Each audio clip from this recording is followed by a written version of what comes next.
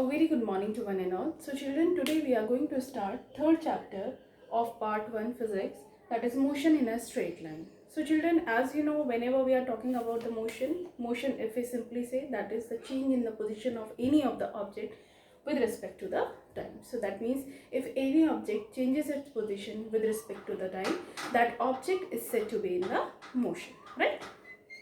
Now, whenever we are observing the motion of the object, so maximum time we take a fixed position or fixed point or a fixed place to observe the motion of the object. That point is defined as the reference point or the frame of reference. Frame of reference or reference point is defined a fixed point or a fixed place with respect to which we observe the motion of the object. Suppose we are standing, suppose for the example we are standing one side of the road and we observing the motion of any bus that is moving on the road. So for that we are treating us as a frame of reference or the reference point or the basically reference position, right? So the fixed point or the place with respect to which the position, velocity, acceleration of an object is to be measured, that point, that place is defined as the reference point or the frame of the reference, right? Now, whenever we are talking about the motion, there are so many types of the motion. That means straight line motion, circular motion, oscillatory motion, and with respect to which we are having some other classification of the motion, right? So we are having the classification of the motion with respect to the coordinate axis. So as we know, we are having the 3 coordinate axes, x, y and z. So with respect to these coordinate axes, we divided the motion into the 3 categories: one-dimensional motion, two-dimensional motion and three-dimensional motion. So how will we define one-dimensional motion? So one-dimensional of the motion is defined as when we define the position of the object with respect to the one coordinate only, right? So if any of the object is moving along a straight line, that means with one coordinate only we can define. If object is moving in a horizontal line, so with x coordinate we can define the position of that object, right? If object is moving along the vertical line, so with respect to the y coordinate we can specify the position of the object or the position of the object, right?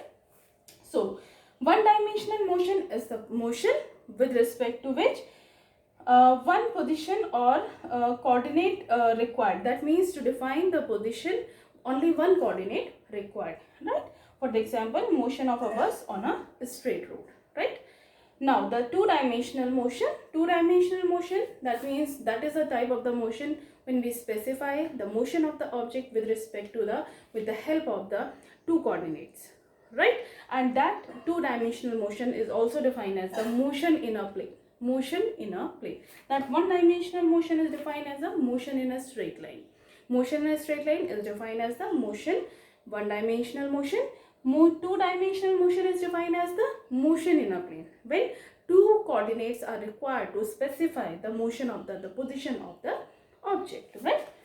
So two position means suppose x and y, suppose y and z, suppose z and x, right? Any of the two coordinates required to specify the motion or the position of the object, right? For the example, motion of a shell fired by the gun is the example for the two-dimensional motion or the motion in a plane, right? Now the last one is the three-dimensional motion, when to specify the position or the motion of the object with respect to with the help of the 3 coordinate x, y and z.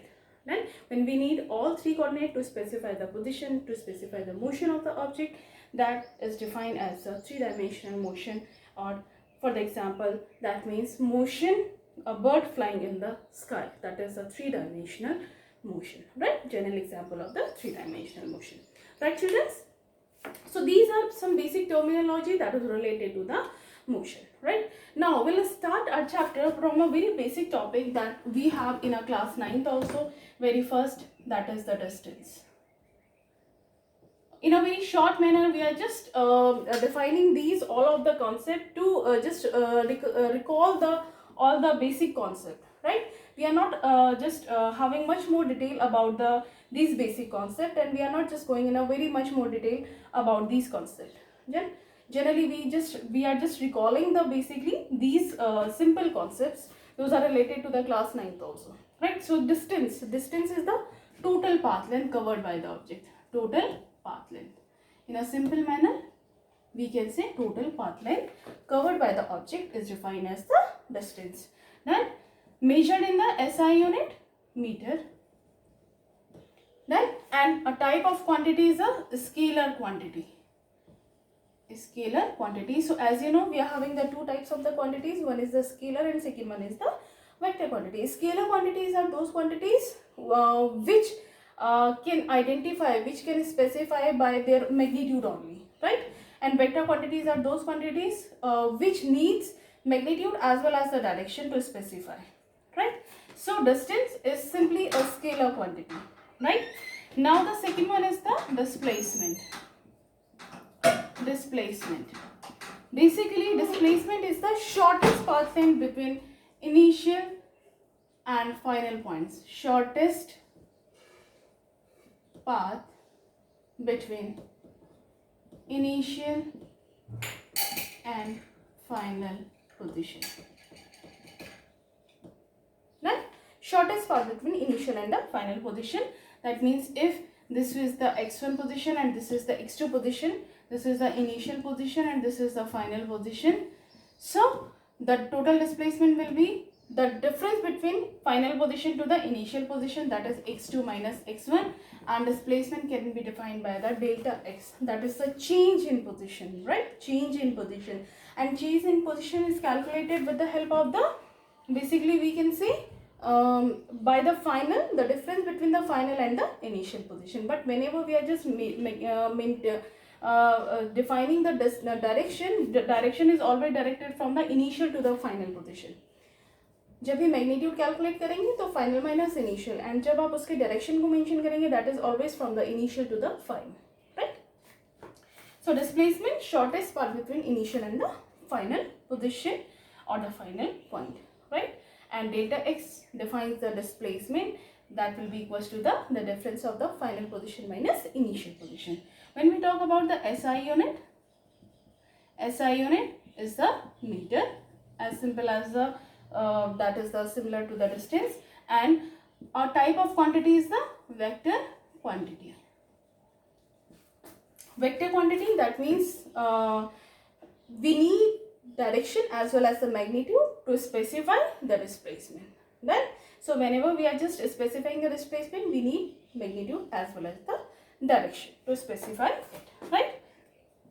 That is a very simple concept. Now in the same manner, we just move to the speed. Basically, whenever we are talking about the speed is defined by the, is symbolized by the v simply, and v is defined as the distance upon time. Distance upon time. That, so v will be equals to the distance upon time. That is the simple formula for the speed. Same, in a same manner, SI unit of the speed will be equals to the meter per second. For the distance it is meter and for the time it is second, and it is a type of the quantity is the scalar quantity. Scalar quantity, right?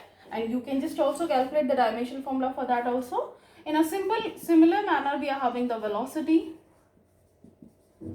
Velocity will be, is also symbolized by the v term, right? So v will be equals to the displacement upon time. Displacement upon time, right?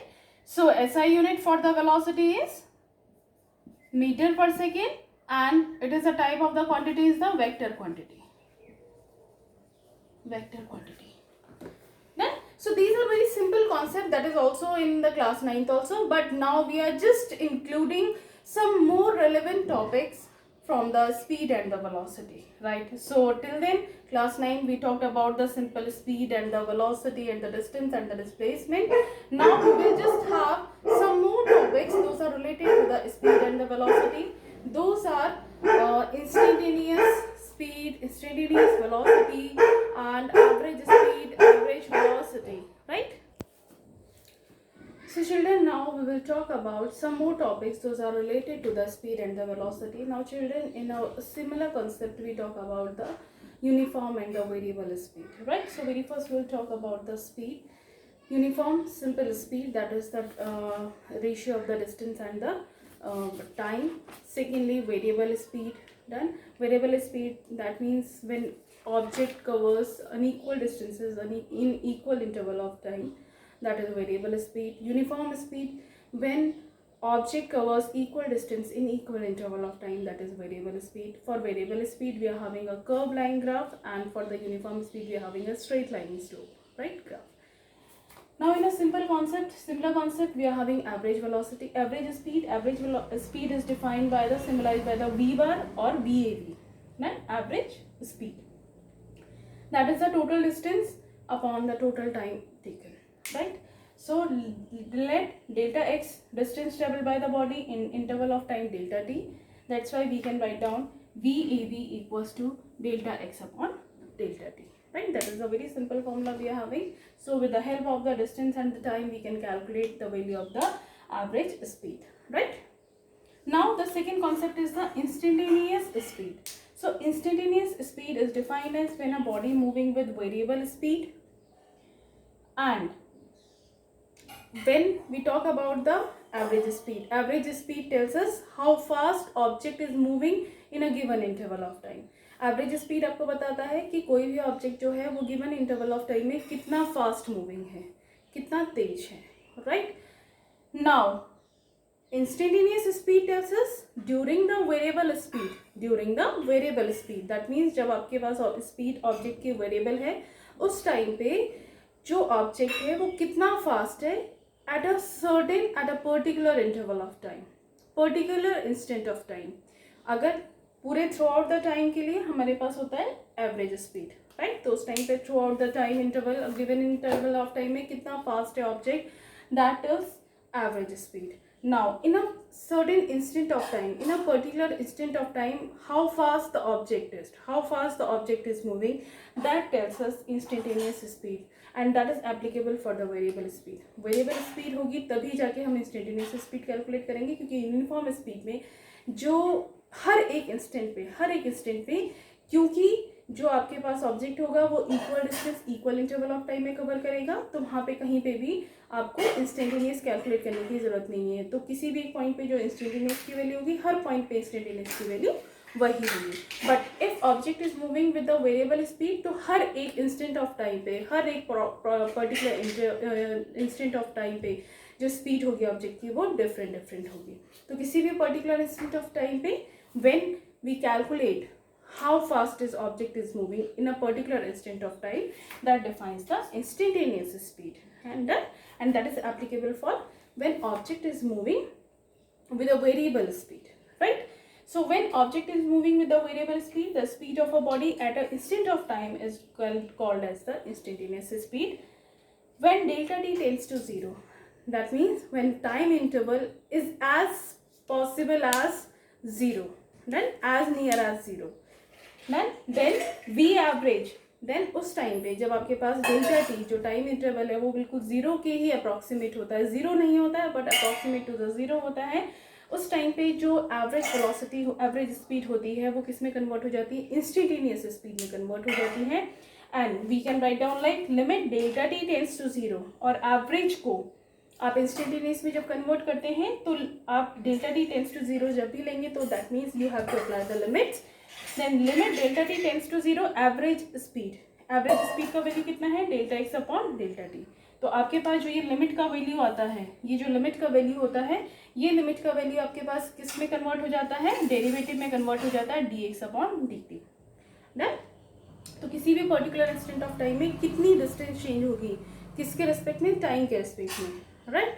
That is given by the derivative term of the position and the time, and that is equals to the instantaneous speed, right. So we can write down the formula like V equals to dx upon dt.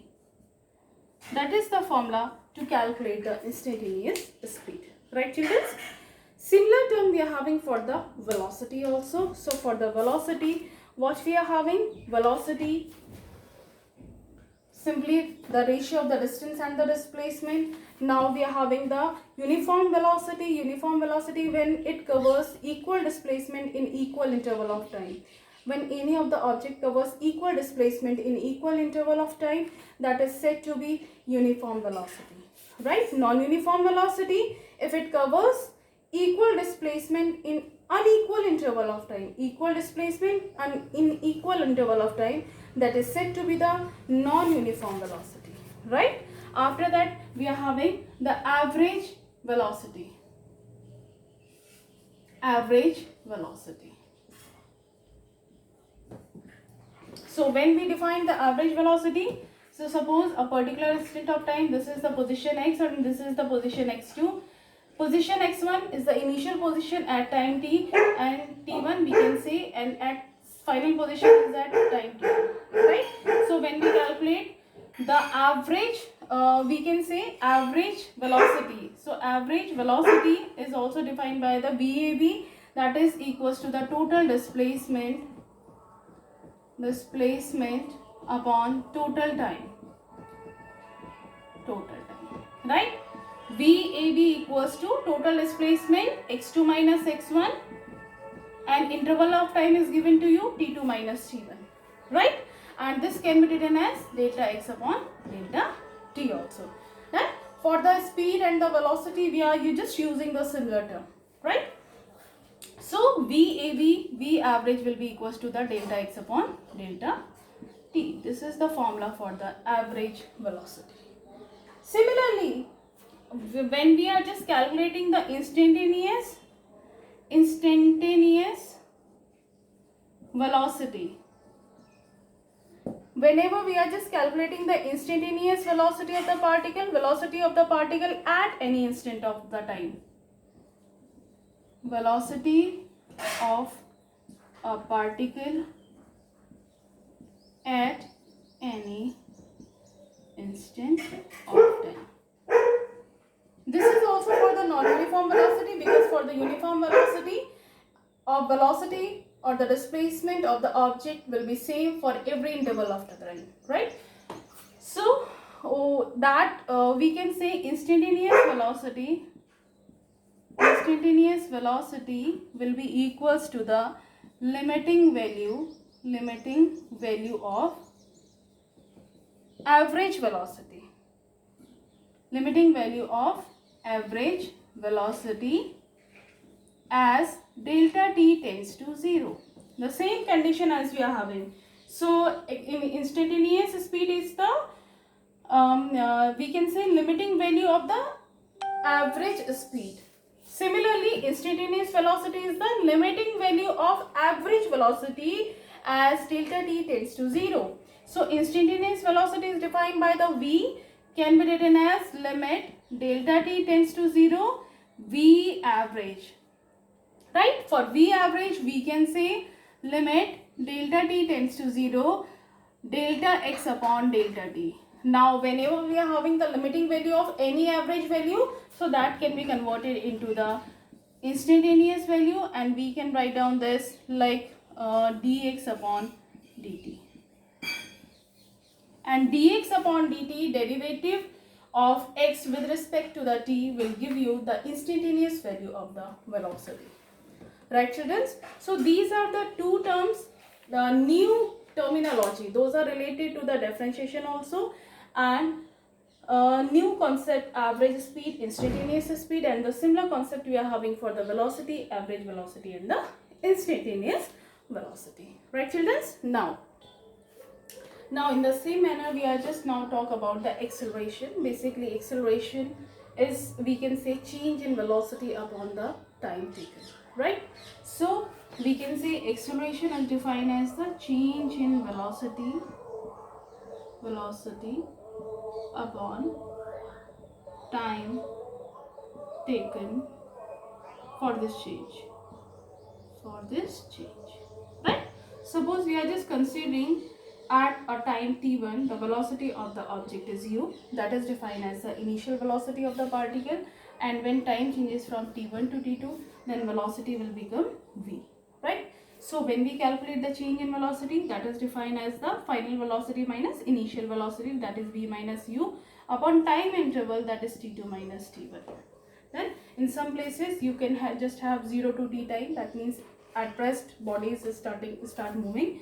So for that T1 is maybe equals to the 0. Then now we talk about acceleration types of the, so if we talk about the physical significance of the acceleration, so physical significance of the acceleration defines how much amount of the velocity of the particle change, how much amount of the velocity of the particle change for a given time, for a per unit time, for a given time, right. Velocity की जो कोई भी particle है उसकी velocity में कितना change हो रहा है पर यूनिट टाइम में, then that is calculated with the help of the acceleration, right. Now we'll talk about the types of the acceleration. Positive acceleration. Positive acceleration. So when object is acceleration will be positive. When object will be positive, when v final velocity is greater than the initial velocity. When final velocity is greater than the initial velocity, then you can just have the positive acceleration. That means in that condition the value of equation number 1 will be positive. ठीक है, जब आपके पास final velocity initial से ज़्यादा होगी तो equation number A में जब आप वैल्यू कैलकुलेट करेंगे तो ये वैल्यू पॉजिटिव आएगी. So the acceleration will be equals to the positive acceleration, right. Then next one is the negative acceleration. Negative acceleration. Negative acceleration when initial velocity of the object is greater than the final velocity. Initial velocity of the object is greater than the final velocity. When you calculated it from the equation number 1, तो जब आपके पास initial ज़्यादा होगा final कम होगा तो ये value जब आप calculate करेंगे तो ये value जो आएगा final result आएगा वो negative आएगा. That's why so the acceleration will be equals to the negative acceleration. Then so when we talk about the unit of acceleration, velocity upon time. For velocity upon time, so unit for the acceleration is meter per second square, and the type of quantity, it is a vector quantity,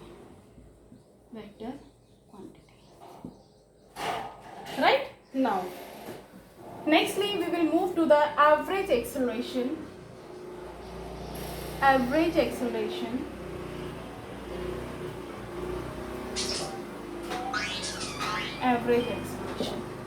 Right. So when we talk about the average acceleration is defined by the VAB, that is the change in velocity upon time interval. Time taken, or you can say the time interval, right. So change in velocity, that means V minus U can be written as delta V, and for the time is given to be delta T, right. So average acceleration will be equals to the delta V upon delta T. Now this is the average acceleration. This is the equation number B. Now after that average acceleration, we will have the lastly instantaneous acceleration. Instantaneous acceleration. Instantaneous acceleration. For the instantaneous acceleration, what we are having?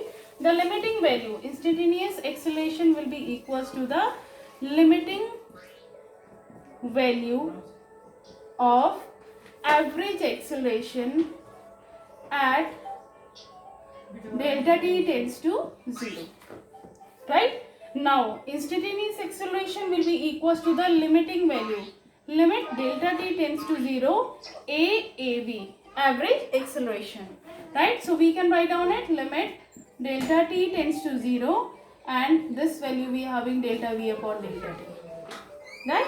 And average instantaneous acceleration, when we are having limiting value of any of the average value, that can be written as dV upon dt, then dV upon dt, right.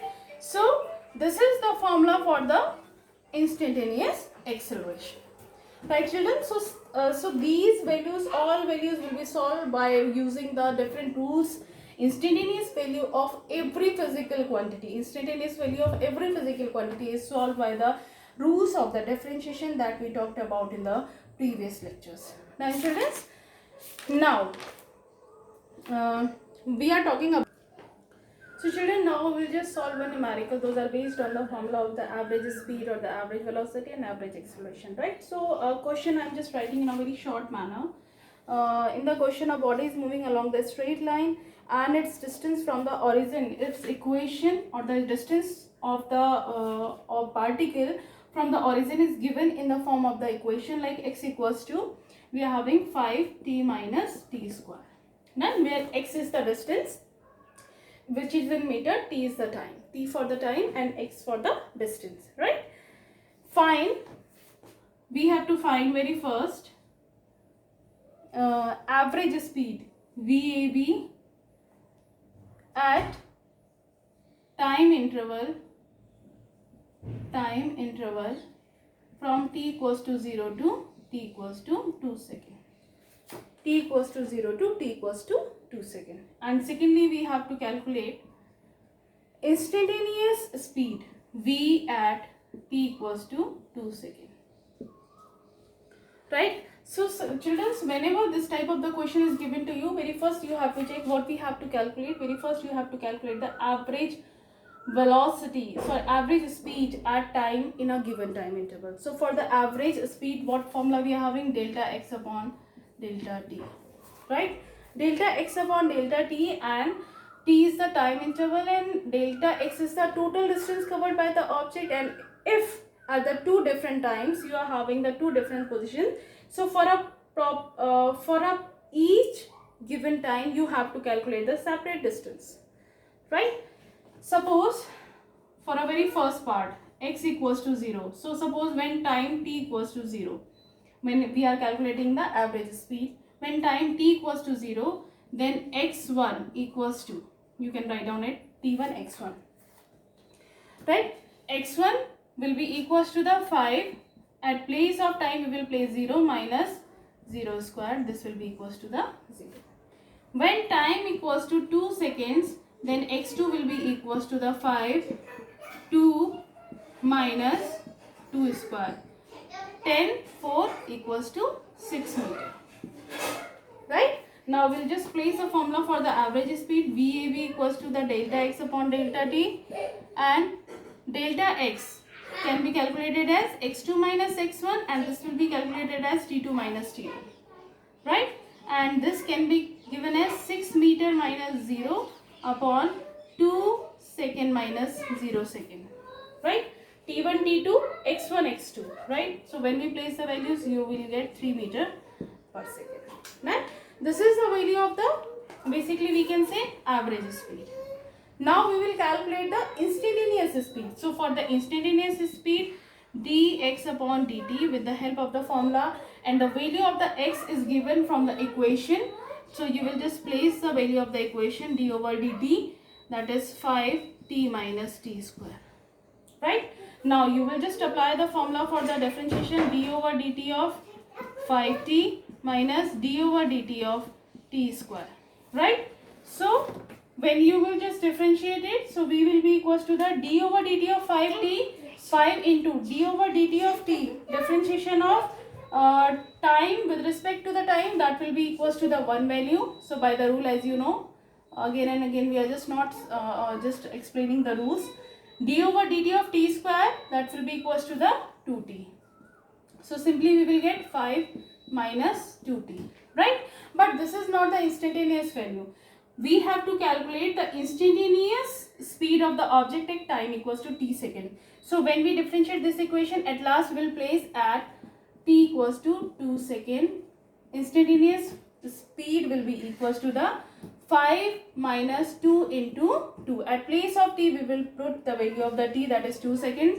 So we will get 1 meter per second. That means at t equals to 2 seconds, the speed of the object, instantaneous speed of the object will be 1 meter per second, right? So like this you have to just solve the numericals, and similar numericals we are having for the acceleration also. For the acceleration here, velocity equation will be given to you, right? So with the help of the velocity equation, so similarly you will have to place the all the values, and similarly you will just do the numericals related to the acceleration also, right children? So that's all for today. Thank you so much.